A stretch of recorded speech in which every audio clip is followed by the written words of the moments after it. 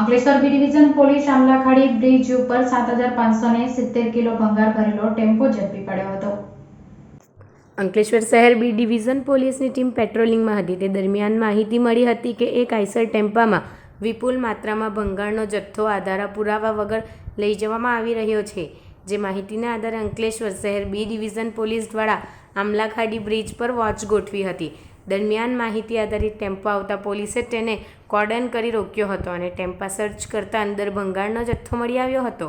પોલીસે ટેમ્પો ચાલક ભટ્ટારામ મધરામ લુહાર પાસે ટેમ્પામાં રહેલ ભંગારના જથ્થા અંગે જરૂરી બિલ તેમજ આધાર પુરાવા માંગતા તે ગલ્લા તલ્લા કરવા લાગ્યો હતો।